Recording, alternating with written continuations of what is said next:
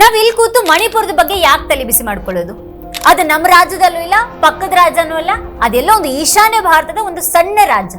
ಅಲ್ಲೇನೋ ಆಗ್ತಾ ಇದೆ ಅಂತಂದ್ರೆ ನಾವ್ಯಾಕೆ ಸುಮ್ನೆ ಅದ್ರ ಬಗ್ಗೆ ತಲೆ ಕೆಡಿಸ್ಕೊಳ್ಬೇಕು ಅನ್ನುವಂಥ ಯೋಚನೆ ನಿಮಗೆ ಯಾವತ್ತಾದ್ರೂ ಬಂದ್ರೆ ಒಂದು ಮಾತನ್ನ ನೆನ್ಪಿಡಿ.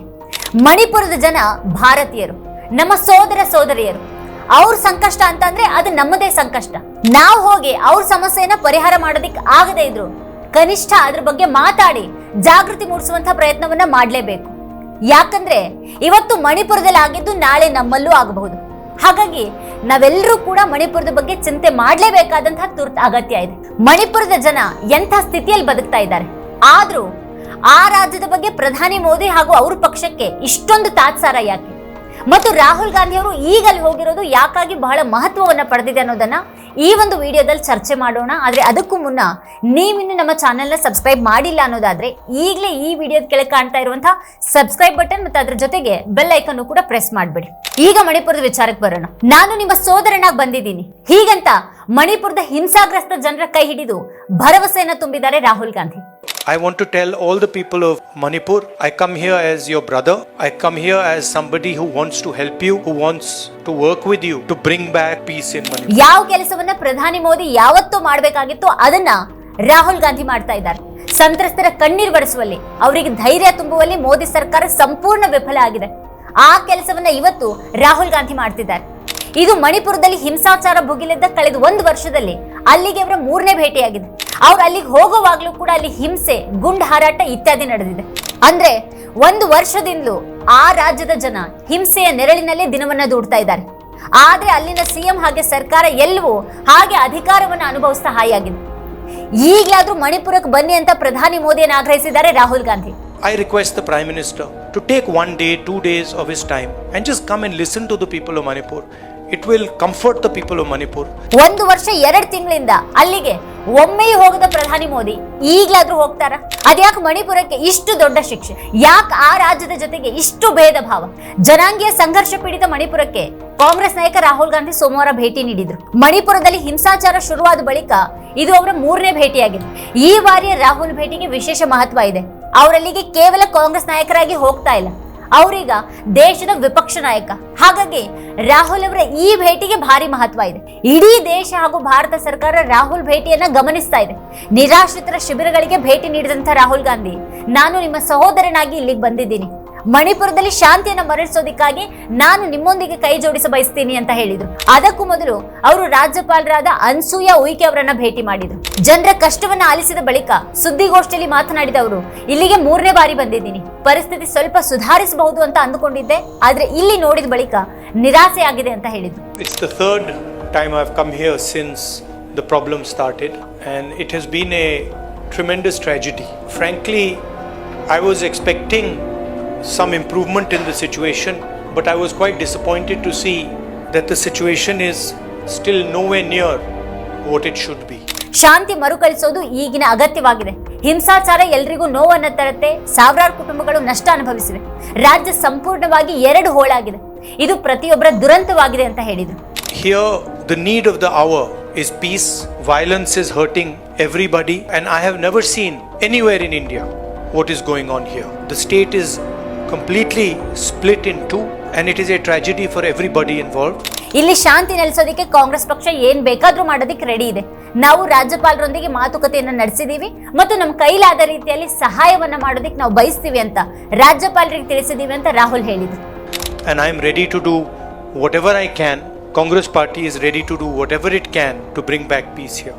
ಇಲ್ಲಿ ನಡೆದಿರುವಂತಹ ಪ್ರಗತಿ ನಮಗೆ ತೃಪ್ತಿ ತಂದಿಲ್ಲ ಅಂತ ಹೇಳಿದ್ರು. ಇನ್ನು ಈ ವಿಷಯವನ್ನ ರಾಜಕೀಯಗೊಳಿಸೋದಿಕ್ಕೆ ನಾನು ಬಯಸೋದಿಲ್ಲ, ಇದು ನನ್ನ ಉದ್ದೇಶ ಅಲ್ಲ ಅಂತ ಹೇಳಿದ್ರು. ನಾನು ಜನರ ಮಾತುಗಳನ್ನ ಕೇಳೋದಿಕ್ಕೆ, ಅವರಲ್ಲಿ ವಿಶ್ವಾಸವನ್ನ ಮೂಡಿಸೋದಿಕ್ಕೆ ಮತ್ತು ವಿಪಕ್ಷದಲ್ಲಿರುವವನಾಗಿ ಸರ್ಕಾರದ ಮೇಲೆ ಒತ್ತಡವನ್ನ ಹೇರೋದಿಕ್ಕೆ ಪ್ರಯತ್ನಿಸೋದಿಕ್ಕೆ ಇಲ್ಲಿಗೆ ಬಂದಿದ್ದೀನಿ ಅಂತ ಹೇಳಿದ್ರು. I came here to listen to them, to build confidence in them, and as somebody who's in the opposition, to try and apply pressure on the government so that it acts. ಮಣಿಪುರಕ್ಕೆ ಭೇಟಿ ನೀಡುವಂತೆ ನಾನು ಪ್ರಧಾನಿ ಮೋದಿ ಅವರನ್ನ ಒತ್ತಾಯ ಮಾಡ್ತೀನಿ ಅಂತ ರಾಹುಲ್ ಗಾಂಧಿ ಹೇಳಿದ್ರು. ಪ್ರಧಾನಿ ಇಲ್ಲಿಗೆ ಬರೋದು ಮಣಿಪುರದ ಜನರ ಕಷ್ಟವನ್ನ ಆಲಿಸೋದು, ಮಣಿಪುರದಲ್ಲಿ ಏನ್ ನಡೀತಾ ಇದೆ ಅನ್ನೋದನ್ನ ಅರ್ಥ ಮಾಡ್ಕೊಳ್ಳೋದು ಈಗ ಬಹಳ ಮುಖ್ಯ ಅಂತ ನಾನು ಭಾವಿಸ್ತೀನಿ. 1-2 ದಿನ ಬಿಡು ಮಾಡಿಕೊಂಡು ಮಣಿಪುರದ ಜನತೆಗೆ ಸಾಂತ್ವನ ಹೇಳೋದಿಕ್ಕೆ ಬರಬೇಕು ಅಂತ ಹೇಳಿದ್ರು. ಕಳೆದ ವರ್ಷ ಮೇ ತಿಂಗಳಲ್ಲಿ ಮಣಿಪುರದಲ್ಲಿ ಹಿಂಸಾಚಾರ ಭುಗಿಲೆದ್ದಾಗ ಪ್ರಧಾನಿ ಮೋದಿ ಹಾಗೂ ಗೃಹ ಸಚಿವ ಅಮಿತ್ ಶಾ ಅವರು ಕರ್ನಾಟಕದಲ್ಲಿ ದಿನಗಟ್ಟಲೆ ಚುನಾವಣಾ ಪ್ರಚಾರದಲ್ಲಿ ಬ್ಯುಸಿ ಆಗಿದ್ರು. ಆಮೇಲೆ 1 ವರ್ಷ 2 ತಿಂಗಳಲ್ಲಿ ಪ್ರಧಾನಿ ಮೋದಿ ಬಹುಶಃ ಭೇಟಿ ನೀಡಿದಂತ ಭಾರತದ ರಾಜ್ಯಗಳೇ ಇಲ್ಲ. ಚುನಾವಣಾ ಪ್ರಚಾರದಲ್ಲಂತೂ ದೇಶದ ಮೂಲೆ ಮೂಲೆಗೂ ಹೋಗಿ ಬಂದ್ರು ಪ್ರಧಾನಿ ಮೋದಿ. ಈ ನಡುವೆ ಹಲವು ಬಾರಿ ವಿದೇಶ ಪ್ರವಾಸಕ್ಕೂ ಕೂಡ ಹೋದ್ರು. ಈಗ 3ನೇ ಬಾರಿ ಪ್ರಧಾನಿ ಆದ ಮೇಲೆ 2ನೇ ವಿದೇಶ ಪ್ರವಾಸಕ್ಕೆ ಹೋಗಿದ್ದಾರೆ. ಈ ಅವಧಿಯಲ್ಲಿ ಅವರು ಅದೆಷ್ಟೋ ಗಣ್ಯರ ಮದುವೆಗಳಿಗೆ, ಇನ್ನಿತರ ಖಾಸಗಿ ಕಾರ್ಯಕ್ರಮಗಳಿಗೂ ಕೂಡ ಹೋಗಿದ್ದಾರೆ. ಹಲವು ಕ್ರಿಕೆಟಿಗರು, ನಟರು, ಉದ್ಯಮಿಗಳನ್ನ ಭೇಟಿ ಮಾಡಿದ್ದಾರೆ. ಅದೆಷ್ಟೋ ಸೆಲೆಬ್ರಿಟಿಗಳಿಗೆ ಶುಭಾಶಯ, ಅಭಿನಂದನೆ ಕೋರಿ ಸಂದೇಶವನ್ನ ಪ್ರಕಟಿಸಿದ್ದಾರೆ. ಆದ್ರೆ 1 ವರ್ಷ 2 ತಿಂಗಳ ಅವಧಿಯಲ್ಲಿ ಒಂದೇ ಒಂದು ಬಾರಿ ಪ್ರಧಾನಿ ಮಣಿಪುರಕ್ಕೆ ಹೋಗ್ಲಿಲ್ಲ. ಅಷ್ಟಕ್ಕೂ ಅಲ್ಲಿರೋದು ಅವ್ರದೇ ಪಕ್ಷದ ಸರ್ಕಾರ. ಇದಕ್ಕಿಂತ ಘೋರ ತಾತ್ಸಾರ ಒಬ್ಬ ಪ್ರಧಾನಿ ಒಂದು ರಾಜ್ಯದ ಬಗ್ಗೆ ತೋರಿಸೋದಿಕ್ ಸಾಧ್ಯ ಇದೆಯಾ? ಇದು ರಾಜ್ಯಕ್ಕೆ ರಾಹುಲ್ ಅವರ 3ನೇ ಭೇಟಿಯಾಗಿತ್ತು. ಹಿಂಸಾಚಾರ ಶುರುವಾದ ಸುಮಾರು 2 ತಿಂಗಳ ನಂತರ ಅವರು ಮೊದಲ ಸಲ ಜನಾಂಗೀಯ ಕಲಹ ಪೀಡಿತ ಜಿಲ್ಲೆಗಳಲ್ಲಿ ಒಂದಾದಂತ ಚೂರಾಚಂದ್ಪುರಕ್ಕೆ ಭೇಟಿಯನ್ನ ನೀಡಿದ್ರು. ಅದಾದ ಬಳಿಕ ಭಾರತ್ ಜೋಡೋ ಯಾತ್ರೆ 2ನೇ ಹಂತದಲ್ಲಿ ಮಣಿಪುರಕ್ಕೆ ಬಂದಿದ್ರು. ಮಣಿಪುರದಿಂದಲೇ ಅವರ ಭಾರತ್ ಜೋಡೋ ನ್ಯಾಯ ಯಾತ್ರೆ ಆರಂಭ ಆಗಿತ್ತು. ಈಗ 3ನೇ ಭೇಟಿಯ ವೇಳೆಯಲ್ಲಿಯೂ ಮಣಿಪುರ ಶಾಂತವಾಗಿಲ್ಲ ಅನ್ನೋದಕ್ಕೆ ಸಾಕ್ಷಿ ಅನ್ನುವಂತೆ ರಾಹುಲ್ ಗಾಂಧಿ ಮಣಿಪುರದ ಜಿರಿಬಾಮ್ ಜಿಲ್ಲೆಗೆ ತಲುಪುವ ಕೆಲವೇ ತಾಸುಗಳ ಮೊದಲು ಅಲ್ಲಿ ಗುಂಡಿನ ದಾಳಿ ನಡೆದಿತ್ತು. ಜಿರಿಬಾಮ್ ಮತ್ತು ತಮಂಗ್ಲಾಂಗ್ ಜಿಲ್ಲೆಗಳ ಗಡಿಯಲ್ಲಿರುವಂತಹ ಫೈಟೋಲ್ ಗ್ರಾಮದ ಬಳಿ ಗುಂಡಿನ ದಾಳಿ ನಡೆದಿತ್ತು.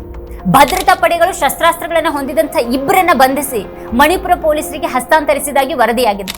ಅದರ ಬೆನ್ನಲ್ಲೇ ಜಿಲ್ಲೆಯಲ್ಲಿ ಕೂಕಿಜೋ ಮತ್ತು ಮೈತೇಯಿಗಳ ಕೆಲವು ಮನೆಗಳಿಗೆ ಬೆಂಕಿ ಹಚ್ಚಿದಂತಹ ಘಟನೆ ಕೂಡ ನಡೆದಿರುವುದಾಗಿ ಭದ್ರತಾ ಮೂಲಗಳು ಹೇಳಿದಾಗ ತಿಳಿದು ಬಂದಿದೆ. ರಾಹುಲ್ ವಿಪಕ್ಷ ನಾಯಕರಾಗಿ ಮಣಿಪುರ ಭೇಟಿಗೆ ಹೋಗಿರೋದು ಬಿಜೆಪಿಯ ನಿದ್ದೆಗೆಡಿಸಿದೆ. ಪ್ರಧಾನಿಯಾಗಿದ್ದು ಮೋದಿ ಅವರು, ಆದ್ರೆ ದೇಶ ಸುತ್ತಿ ಸಂತ್ರಸ್ತರನ್ನ ಭೇಟಿ ಆಗ್ತಾ ಇರೋದು ರಾಹುಲ್ ಗಾಂಧಿ. ಸಾಲದಕ್ಕೆ ರಾಹುಲ್ಗೆ ಈಗ ಅಧಿಕೃತ ಸ್ಥಾನಮಾನ ಕೂಡ ಇದೆ. ಅವರು ಹೋದಲ್ಲಿ ಸರ್ಕಾರ ರಾಜ್ಯಪಾಲರವರನ್ನ ಭೇಟಿ ಆಗ್ಬೇಕು, ಅವ್ರ ಮಾತನ್ನ ಆಲಿಸಬೇಕು. ಇದು ಬಿಜೆಪಿಯಲ್ಲಿ ಈಗ ತಳಮಳ ತಂದಿದೆ. ಯಥಾ ಪ್ರಕಾರ ಮಣಿಪುರ ಸಂಘರ್ಷಕ್ಕೆ ಕಾಂಗ್ರೆಸ್ ಅನ್ನೇ ಹೊಣೆ ಮಾಡುವಂತ ಅದರ ಚಾಳಿ ಕೂಡ ಮುಂದುವರೆದಿದೆ. ಆದ್ರೆ ರಾಹುಲ್ ಅವರ ಪ್ರಾಮಾಣಿಕ ಕಳಕಳಿಯನ್ನ ಗುರುತಿಸೋದು ಬಿಜೆಪಿ ನಾಯಕರಿಗೆ ಬೇಡವಾಗಿದೆ. ಯಾಕಂದ್ರೆ ಅವ್ರು ಯಾರಿಗೂ ಕೂಡ ಈ ಮಣಿಪುರದ ವಿಚಾರದಲ್ಲಿ ಕಳಕಳಿ ಇಲ್ಲ. ಅವರಿಗೆ ಈ ಸಂಘರ್ಷ ಪೀಡಿತ ಮಣಿಪುರದಿಂದಲೇ ಲಾಭ ಅನ್ನುವಂಥ ಸ್ಥಿತಿ ಇದೆ. ಆದ್ರೆ ಬಿಜೆಪಿ ಇಂಥ ರಾಜಕೀಯದ ನಡುವೆ ಮಣಿಪುರದ ಜನರ ಸ್ಥಿತಿ ಮಾತ್ರ ಅತಂತ್ರವಾಗಿದೆ. ಅವರ ಈ ಸ್ಥಿತಿ ಇನ್ನು ಎಷ್ಟು ಕಾಲ ಇದೇ ರೀತಿ ಮುಂದುವರಿಯುತ್ತೋ ಗೊತ್ತಿಲ್ಲ. ಯಾಕಾಗ ಅವರು ಈ ಶಿಕ್ಷೆನ ಅನುಭವಿಸಬೇಕಾಗಿದೆ? ಅವ್ರ ಬದುಕು ಮತ್ತೆ ಹಳಿಗೆ ಬರೋದು ಬಿಜೆಪಿಗೆ ಯಾಕೆ ಬೇಕಾಗಿಲ್ಲ? ಅವ್ರದೇ ಸರ್ಕಾರ ಮಣಿಪುರದಲ್ಲಿ ಇದ್ರೂ ಕೂಡ ಏನ್ ಮಾಡ್ತಾ ಇದೆ? ಒಂದು ಅಸಹ್ಯಕರ ರಾಜಕೀಯ ಎಂಥ ಸ್ಥಿತಿಯನ್ನ ತಂದಿಡಬಲ್ಲದು, ಮತ್ತದು ಅಮಾಯಕ ಜನರ ಪಾಲಿಗೆ ಘೋರ ಶಿಕ್ಷೆ ಕಾಡಬಹುದು ಅನ್ನೋದಕ್ಕೆ ಮಣಿಪುರದ ಇವತ್ತಿನ ದುರವಸ್ಥೆ ಒಂದು ಕಟುವಾದಂತಹ ಉದಾಹರಣೆ. ಇದೇ ಈ ಹೊತ್ತಿನ ಸ್ಪೆಷಲ್. ನೋಡ್ತಾ ಇರಿ ವಾರ್ತಾ ಭಾರತಿ. ನೀವಿನ್ನು ವಾರ್ತಾ ಭಾರತಿ ಯೂಟ್ಯೂಬ್ ಚಾನಲ್ಗೆ ಸಬ್ಸ್ಕ್ರೈಬ್ ಆಗಿಲ್ಲ ಅಂತಂದ್ರೆ ಈ ಕೂಡಲೇ ಸಬ್ಸ್ಕ್ರೈಬ್ ಆಗಿ, ಹಾಗೆ ಅಲ್ಲೇ ಪಕ್ಕದಲ್ಲಿರುವಂತಹ ಬೆಲ್ ಐಕಾನ್ನ ಪ್ರೆಸ್ ಮಾಡಿ ನಮ್ಮನ್ನ ಪ್ರೋತ್ಸಾಹಿಸಿ.